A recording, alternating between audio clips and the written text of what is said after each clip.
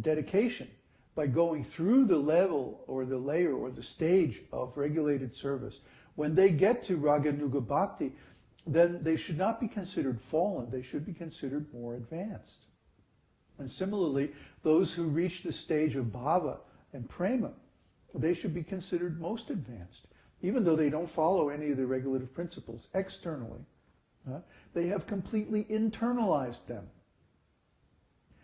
So try to understand what we're shooting for. The aim here is prema bhakti. Prema bhakti means intense, spontaneous love of Krishna. And if somebody has that love, then we can't complain or criticize them if they don't externally follow all the rules and regulations. But if someone doesn't have that love, they better follow those rules and regulations, because how else are they going to attain it? See? That's the criteria. So these bhavas that we're talking about, these aren't ordinary emotions, because they're emotions in relation to Krishna. When someone is feeling those emotions, when they're in bhava, then they manifest all kinds of different symptoms. Not out of a physical cause, but out of a spiritual cause, which is their relationship with Krishna. We want to make this very clear. These aren't ordinary emotions. They're spiritual emotions. And the symptoms that these emotions give rise to are also spiritual. And they're due to the devotee's intense emotional relationship with Krishna. And when that relationship is disturbed for any reason, then they go through these different symptoms. Like I remember when I was in ISKCON, for example, I used to get sick. Actually, now I never get sick. Or if my body has a little imbalance or something, I can easily correct it. Then I was getting seriously ill. Why? Because my godbrothers kept interfering with my relationship with Krishna, with my relationship with Srila Prabhupada. They wouldn't let me be on the spontaneous platform. They insisted that I come to the platform of regulative principles. They did not understand, for example, that verse that I just quoted by Rishabdev, that when one attains the result of a particular spiritual activity, he should give up the process that he uses to attain it. You see?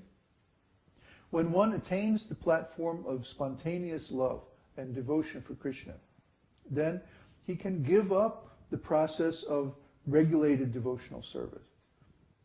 Actually, most people, or most devotees, never even follow that process very accurately, so they can't claim to have attained the result of it. See?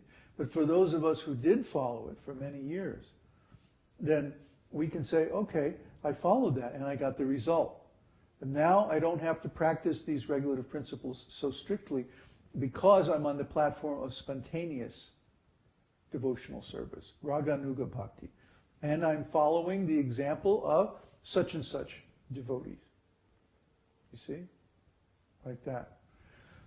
So this is all very subtle, and it's all dependent on the devotee's integrity and honesty. If someone is saying, well, I'm on the platform of Raganuga Bhakti, and they're not, then this is a great offense, and they are fallen. But if someone really is on that platform, they should get the benefit of that. They should be recognized for that. That's our whole contention with our godbrothers. Our godbrothers do not want to recognize us because we follow the path of spontaneous devotional service. They're saying, no, you can't do that. Did I ever tell that story? One time I was talking to a Scientologist. And I said to him, well, it's very nice what Ron Hubbard has done, because if he didn't do that, I would have had to do it in order to figure out the nature of the human mind and how it functions and all of that. See? This guy didn't know it, but I had gone back to Hubbard's source materials, which was Korzybski and other researchers back in those days. And if Hubbard hadn't figured out some way of actually accessing in treating the different aspects of the mind and resolving the different wrong computations in the mind, I would have had to figure it out all by myself, because part of my purpose was to do that. So this guy looked at me and he said with complete sincerity, "You can't think that." You can't think that.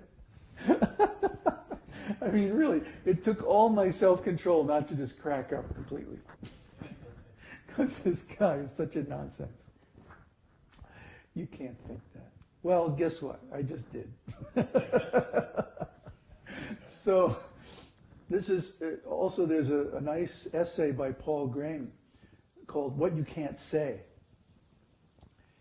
And his point is that the things that we can't talk about reveal gaps in our cultural knowledge.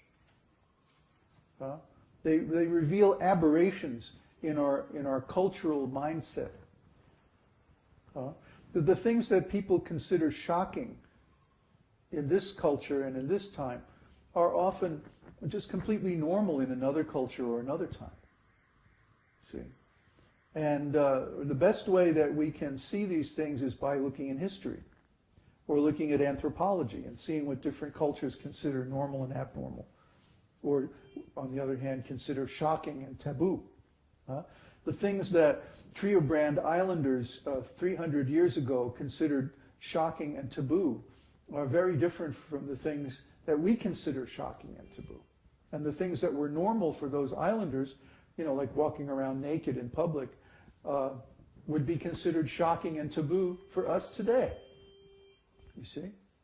So these different cultural relativities usually indicate that those taboos and those things that are considered shocking aren't really so shocking. They're just cultural norms, cultural fashions. And like hemlines go up and down with the fashions of the day, the moral fashions or the taboos, the things that you can't talk about, the things you can't say, the things you can't discuss, they also are subject to fashions. So in ISKCON today we have this fashion that you can't talk about Raganuga Bhakti, you can't talk about Bhava Bhakti, you can't talk about self-realization, and especially you can't say, "I'm self-realized." You can't say, "I'm on the platform of Raganuga Bhakti." You can't say, "I'm an advanced devotee. I'm an Uttamadhikari or even a Madhyamadhikari." Everybody has to say, "Oh no, I'm just a neophyte. I'm lower than the straw in the street. I don't know anything. I haven't realized anything. And I have to just be at the lowest level of devotional service forever." Well, I don't buy that. I don't accept that. See? So there are two ways with dealing with cultural taboos and relativities. One way is through diplomacy. You yourself think whatever you like. You just don't say anything about it. And then there's the other thing you can do, which is just take yourself out of that culture and put yourself in a culture that isn't so aberrated. Well, I tried the first method. For many years, I didn't talk about, or I tried to limit talking about the things that I thought that were part of ISKCON's cultural blind spots. But that didn't work out very well because I couldn't express my feelings.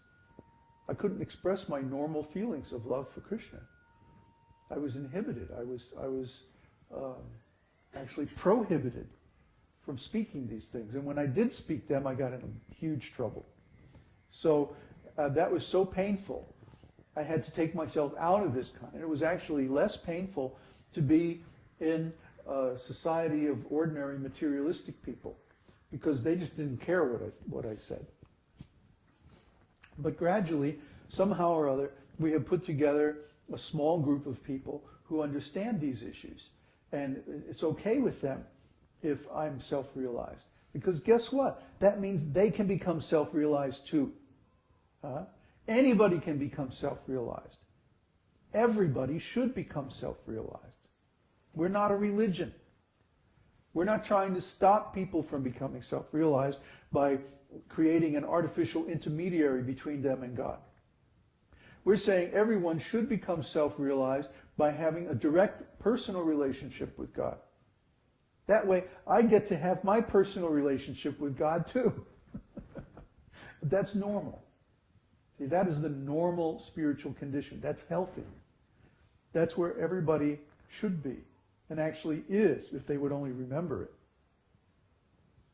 So everybody can attain self-realization. Everybody can become advanced. But very few people will become advanced. Why? Because they choose not to. They choose to remain attached to the material illusion based on the bodily conception of life. And that's their choice. We can't do anything to force them. But we say, if you